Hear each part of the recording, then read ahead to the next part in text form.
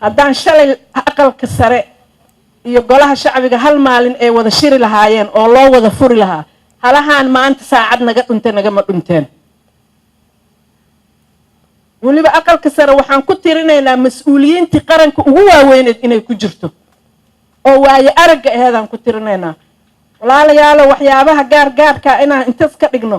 waqti ma hayno dhaqaale ma hayno dadku waa naga le'anayaan aan soomaalinimo horta u shaqeyno bal waxa kale ha noo dambeeyaane hal mar aan soomaalinimo magac Soomaaliyeed iyo jiritaan Soomaaliyeed aan ku shaqeyno intaas waxaan la hadlayaa aqalka sare mas'uuliyiinta sarsare ah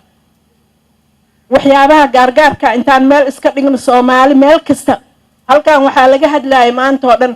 naag umule isbitaal ma aadin waa la dhintay waa la dhiig baxay waa la taas dhan mas'uuliyad annaga dhanna wada saaran waay dawladda kaligeed ma saarna hadday qaldan tahayna dawladda waa in lagu qabsadaa oo lagu saxaa meesha ka qaldan tahay laakiin mas'uuliyadna saaran waay halkan wixii abwaan soo istaagay qofkii soo istaagay oo baarlamaan ka hadlaayay lagama hadlin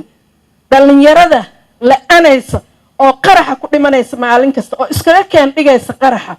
dhiirigelin xataa lama siinin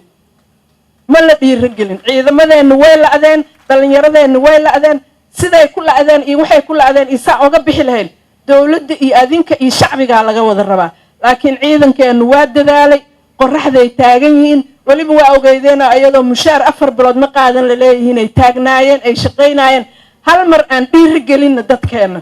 aan dhalinyaradeenna dhiirigelin aan askarteena dhiirigelin aan wadankeena saa nabad uga dhigan lahayn ka wada shaqeyno ayadoo differences uu jiro oon ognahay inaan intaan differences meel dhigano aan dadka aan badbaadino